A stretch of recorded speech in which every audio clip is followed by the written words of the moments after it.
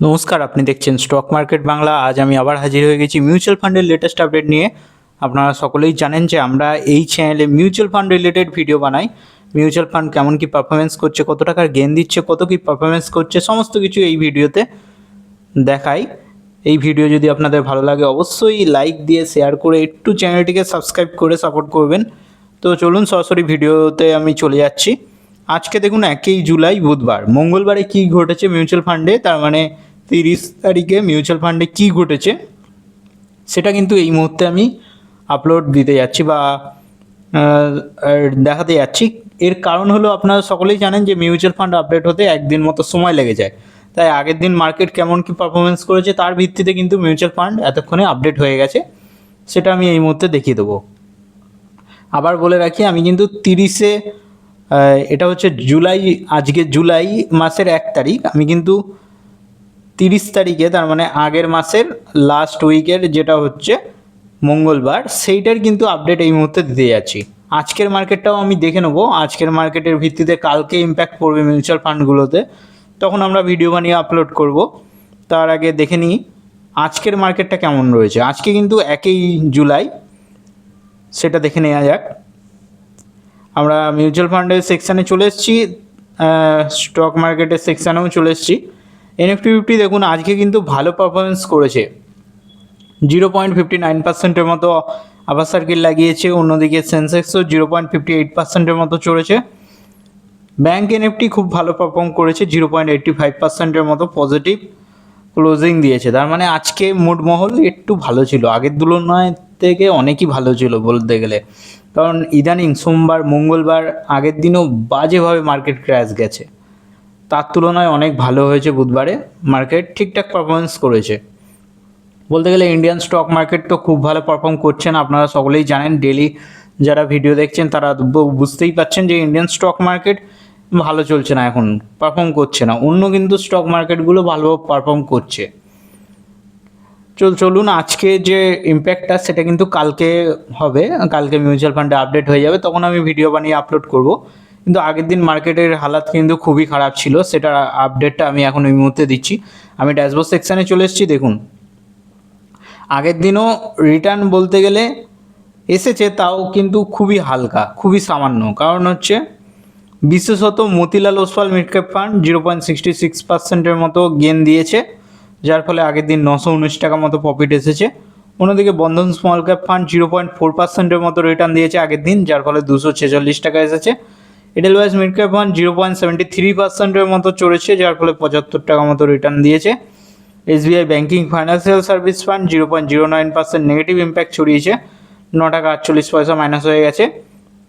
অন্যদিকে এডেলওয়াইস US technology equity fund 5.35%-এর মতো চড়েছে, যার ফলে 200 টাকা মতো গেন দিয়েছে।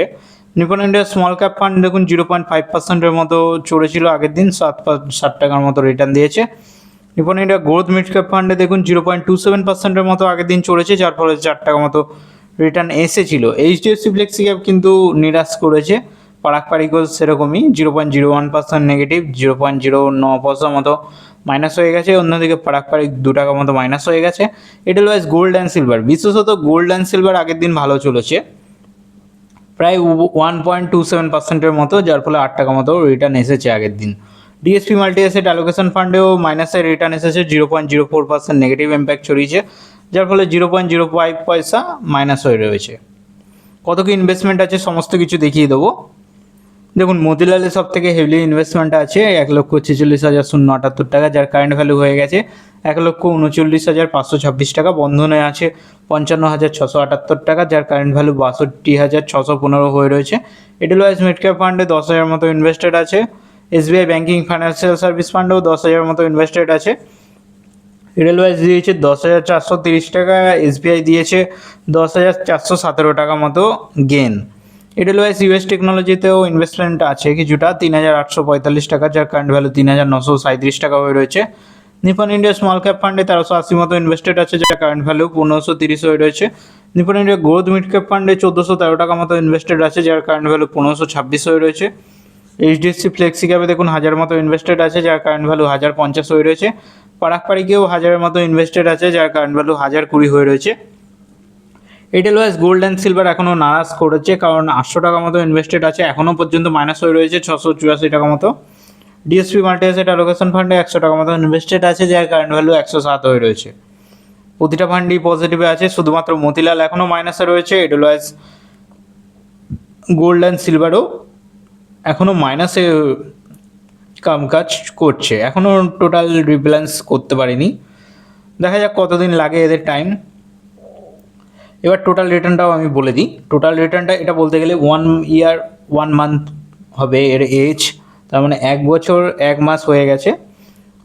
এতদিনে রিটার্ন দিয়েছে দেখুন, মতিলাল রিটার্ন দিয়েছে 4.49% নেগেটিভ রিটার্ন। হ্যাঁ, 6,551 টাকা মাইনাস রিটার্ন দিয়েছে। বন্ধন স্মল ক্যাপ ফান্ড ভালো পারফর্ম করেছে, 12%-এর মতো রিটার্ন দিয়েছে, 6,935 টাকা মতো।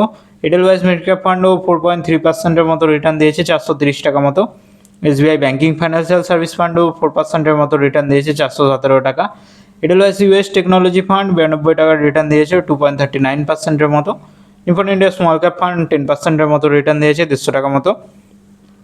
অন্যদিকে Nippon India growth mid cap ফান্ডে 7.99%-এর মতো রিটার্ন দিয়েছে, যার ফলে 112 টাকা শো হচ্ছে। এইচডিএফসি ফ্লেক্সি ক্যাপে 5%-এর রিটার্ন দিয়েছে, 51 টাকা। পারাক পারিকে 20 টাকা মতো রিটার্ন দিয়েছে। এডেলওয়াইজ গোল্ড অ্যান্ড সিলভারে 14%-এর মতো মাইনাস হয়ে রয়েছে, 115 টাকা মতো এখনও পর্যন্ত নেগেটিভ ইম্প্যাক্ট ছড়িয়ে দিয়েছে। ডিএসপি মাল্টি অ্যাসেট অ্যালোকেশন ফান্ডে 7%-এর মতো রিটার্ন জেনারেট হয়েছে বিগত 1 বছর 1 মাসে, 6 টাকার যার দরুন রিটার্ন এসেছে। এই তো ছিল মিউচুয়াল ফান্ডের রিটার্ন।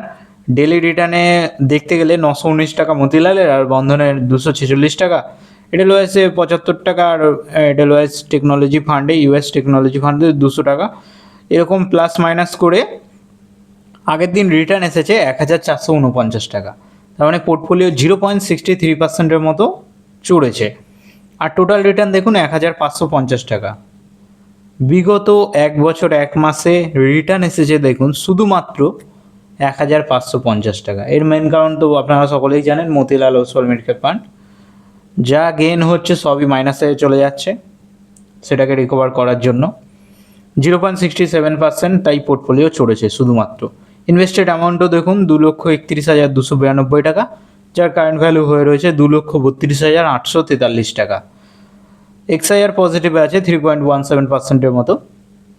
এবার দেখে নেওয়া যাক কোন কোন সেক্টরে টাকাটা ইনভেস্টমেন্ট করেছে। অবভিয়াসলি ইকুইটি মার্কেটে রয়েছে 92% ইকুইটি মার্কেটে, ডেটে 7%, কমিউনিটিতে 0.29%। আমাদের মিউচুয়াল ফান্ডগুলো আপনারা সকলেই জানেন প্রধানত মিড ক্যাপ হেভি, মিড ক্যাপের মধ্যে হেভিলি ইনভেস্টমেন্ট আছে, 59%-এর মতো মিড ক্যাপে ইনভেস্টমেন্ট আছে, স্মল ক্যাপে 23%-এর মতো, লার্জ ক্যাপে 17%-এর মতো।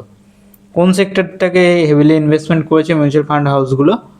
ফাইন্যান্সিয়াল সেক্টর 33%-এর মতো, টেকনোলজিতে 16%, ইন্ডাস্ট্রিয়ালে 14%, কনজিউমার ডিকশনারিতে 14%, হেলথ কেয়ারে 5%, মেটেরিয়ালসে 4%, এনার্জি ইউটিলিটিসে 4%, রিয়েল এস্টেটে 3%, কনজিউমার স্টেবলসে 1%, ডাইভার্সিফাই 0.61%, আনস্পেসিফাই কিছুই নেই, আদার সেক্টরে 1.79%।